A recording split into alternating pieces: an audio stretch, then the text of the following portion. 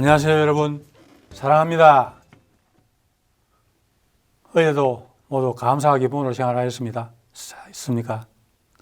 감사와 기쁨으로 생활하시면 영생이 있습니다. 영원히 사십니다.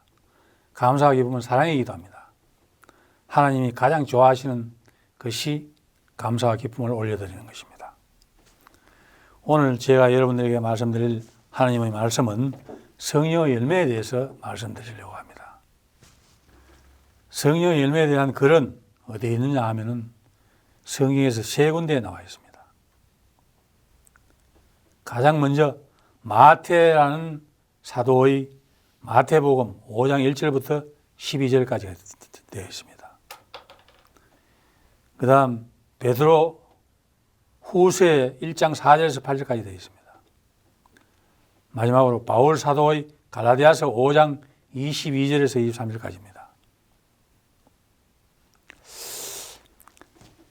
말에 약간의 차이는 있지만 우리도 그렇습니다.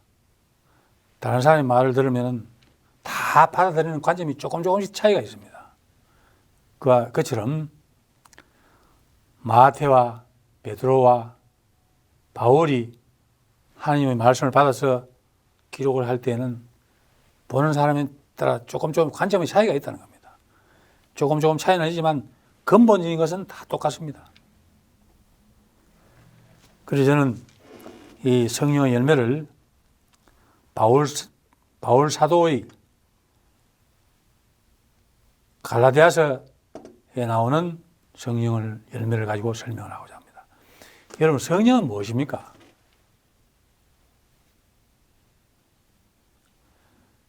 성령은 하나님입니다. 말씀입니다. 말씀이 육신이 돼서 오신 분이 하나님입니다. 하나님이 말씀이 돼서 이 땅에 오신, 말씀이 육신이 돼서 이 땅에 오신 분이 예수 그리스도입니다. 그러니까 예수님도 마찬가지로 하나님입니다. 성령의 열매는 이렇게 보면 됩니다. 하나님의 사랑의 열매라고 보면 됩니다. 하나님은 사랑이잖아요. 처음부터 끝까지 사랑이니까 하나님의 사랑을 하게 되면은 이러한 열매들이 나무에 주렁주렁 달린다는 얘기입니다. 갈라디아서를 보면 9가지 성령의 열매가 있습니다. 이 성령의 열매는 어떤 것이 중요하고 어떤 것이 중요하지 않다. 그게 하나도 없습니다. 모두 다 똑같이 중요합니다. 똑같이 의미입니다.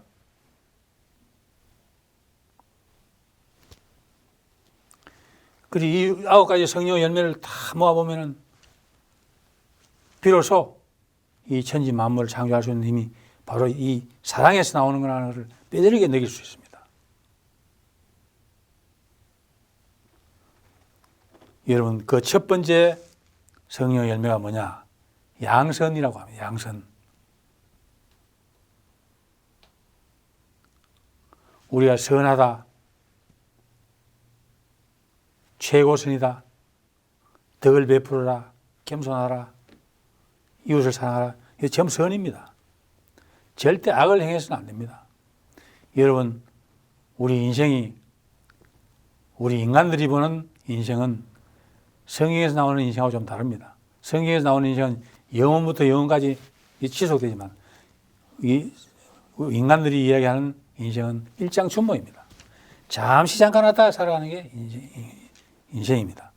그것을 인생이라고 합니다.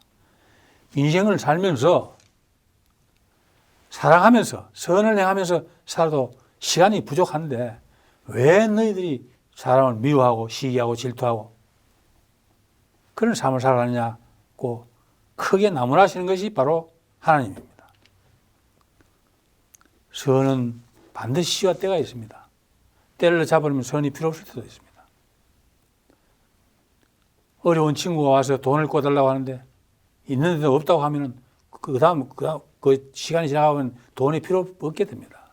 마찬가지로 시와 때에 따라서 알맞은 선을 베풀어야 됩니다.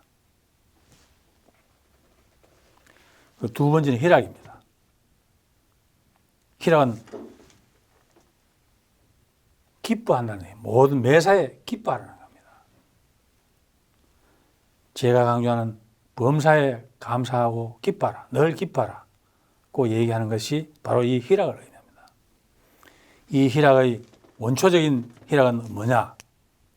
하나님이 우주 만물을 창조하시고 보시기에 좋았더라 하는 그것이 바로 하나님의 희락입니다. 그 희락을 우리 인간들이 느끼라는 겁니다. 내가 창조한 이 우주 만물을 하나하나 보고 느끼고 보면서 기뻐하고 감사하라는 겁니다. 그것이 하나님의 주문입니다. 세 번째는 화평입니다. 사랑을 하게 되면은 두 사람들, 세 사람들 갈등이 있으면은 그걸 전부 해결해 줄 수 있습니다. 이것은 뭐냐? 그 사람을 인정을 해줘야 됩니다. 그 사람을 존중해 줘야 됩니다. 남을 인정해주고 남을 존중할 때라야만이 자기도 존중을 받고 인정을 받는다는 것을, 이건 황금률입니다. 황금률을 이것도 사랑의 일환인데 사랑을 하게 되면 화평은 자동적으로 되는 겁니다. 이 우주에서 가장 큰 화평이 뭔지 여러분 기억하실 겁니다. 이 우주는 창조주 하나님과 피조물로 구성되어 있습니다. 그 피조물과 하나님과 사이에 얽혀있는 그 복잡한 관계가 뭐냐면은 내 살을 하나하나 내줘가지고 만든 자식들이 사단의 선악과 묻고 아버지도 몰라보고 형제들도 몰라보고 적으로 대하고 원수로 대하고 시기 질투로 대하니까 의의가 없어서 예수님이 와서 이 땅에 와서 목숨까지 주는, 하나님이 직접 와서 목숨까지 주고 그것을 다 해결해 나왔습니다. 이것이 화평의 가장 대표적인 예고, 그 외에도 사람과 사람 간의 갈등이 있으면은 사랑으로 다 해결해야 됩니다. 먼저 상대방을 인정해주고 존중해주고 하면 해결 안 될 일이 하나도 없습니다.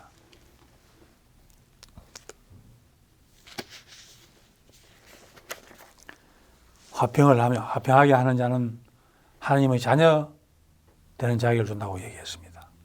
그만큼 화평은 중요하게 지어가는 겁니다.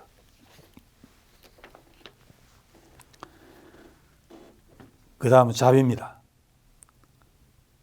자비는 모든 사람의 잘못, 용서를, 모든 잘못과 허물을 끝없이 용서해 주라는 겁니다.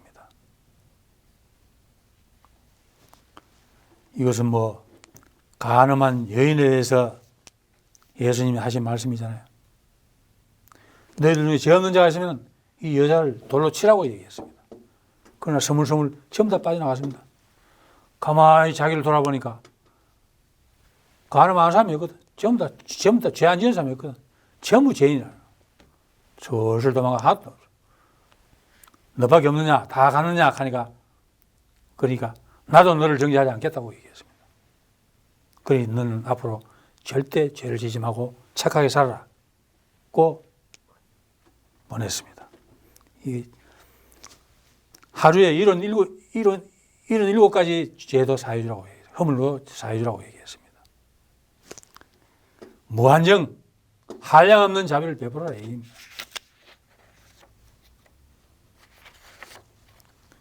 이 우주 만물은 하나님 아버지와 나와 형제뿐인데 용서해 줄 수가 있습니다. 처음부터 끝까지 다 용서해 주는 겁니다. 여러분, 저도 기관장도 해봤고 단체장도 해봤습니다만 제가 하지 못한 것이 자비를 베풀지 못하는, 남을 용서하지 못했다는 겁니다. 계속 정죄만 하고 야단만 치고 있지. 그 사람을 불쌍하게 여기고 어여삐 여긴 것이 없었다는 것. 그게 제가 가장 후회하는 바가 있습니다. 한없이 용서해주고 한없이 자비를 베풀어야 됩니다. 그 다음은 절제입니다. 절제가 뭐냐 하면은 처음 저도 절제를 보면서 절제가 뭔가 해서 생각을 해봤는데 나중에 알고 보니까 절제가 중용입니다. 무엇이든지 중간선을 지켜가지고 정도를 넘치지도 않고 정도에 모자라지도 않게 하라는 그 얘기입니다. 절제가 굉장히 중요합니다. 누구나 욕망이 있습니다. 그 욕망이 정도를 벗어나면은 그게 죄가 됩니다. 정도에 못 미치면 그것도 죄가 됩니다. 사람을 차별하는 것도 죄입니다. 사람을 정죄하고 심판하는 것도 죄입니다. 내가 제일 못났는데, 이 세상에 내가 제일 못난 하찮은 죄와 뒷거리에 불과한데 남을 정죄하고 비판할 건너지가 없다는 겁니다. 나는 죄와 뒷거리에 불과하다는 그러한 마음을 가지게 되면 자연적인 절제는 이행이 됩니다. 제가 자치단체장을 할 때 체중이 한 80kg 가까이 나왔습니다. 그래서 이 살을 어떻게 빼겠느냐 곰곰이 생각해 보니까 문득 떠오르는 것이 제 어린 시절의 기억이 되살아났습니다. 우리 어머니가 가수원에 가서 일하고 돌아오셔야만이 점심을 먹을 수 있으니까 그때까지 배가 등에 가서 붙어버립니다. 꼬르륵꼬르륵 하고 소리 냅니다. 이런 배에 모든 것이 비고 비어 있을 때 먹는 음식은 정말 꿀보다 답니다. 그래서 시장에 반찬이라는 말이 거기 나오는 겁니다. 맞다. 우리가 몸물 때에는 먹을 것이 없어서 걱정을 많이 했지만 요사이는 얼마나 잘 살게 됐습니까? 잘 살게 된 것도 얼마나 감사합니까? 우리나라에 훌륭한 대통령들 나와가지고 다 국민을 생각하는 일을 많이 했기 때문에 이렇게 잘 살게 됐던 겁니다. 저는 박정희 대통령이 가장 기여를 했다고 보지만 그분뿐만 아니라 역대 대통령들 다 노력을 다 했습니다. 얼마나 감사합니까? 보릿고개 넘기고 이제는 먹을 것이 없어서 난리쳤던 위가 너무 많이 들어오니까 배에 시도 때도 없이 먹을 게 들어오니까 먹을 게 많아서 걱정이에요. 그래서 맞다. 먹는 것을 줄이지 않으면 절대 체중을 뺄 수 없다. 체중을 줄일 수 없다. 다이어트를 할 수 없다. 그 생각을 하고 먹는 것을 줄이기 시작했습니다. 먹는 것을 꼭 필요한 만큼만 먹게 되니까 지금처럼 몸이 10kg 정도 빠지고 한 70kg 정도 되는데 몸이 날렵해지고 몸을 움직이기가 굉장히 편해졌습니다. 여러분들도 저처럼 한번 절제를 한번 해보십시오. 먹는 것을 줄이지 않고는 절대 체중이 빠지지 않습니다. 이것은 진리입니다. 먹는 거 먹고 싶은 대로 다 먹고 아무리 운동을 해봐야 그것이 다 빠지지 않습니다. 이러한 원리를 아시고 생활을 하시면 굉장히 좋습니다. 그리고 절제를 이용해서 기도 제목으로 삼고 산문이 성어스틴이라는 성자가 있습니다. 성어스틴이라는 성자는 내가 돈이 너무 많아서 너무 부해져서 하나님을 잊어버릴까 걱정이 되고 또 돈이 너무 없어서 도둑질할까 걱정이 된다. 이게 바로 중요입니다. 이것을 붙잡고 평생 기도를 하면서 산 것이 어스틴입니다.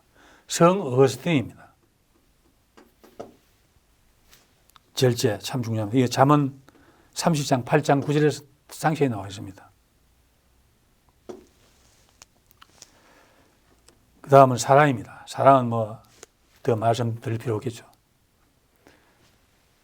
자신이 가진 모든 것 다 주고 벼슬, 권력, 모든 것 다 주고 자신이 가진 시간, 심지어 목숨까지 다 주는 게 사랑입니다.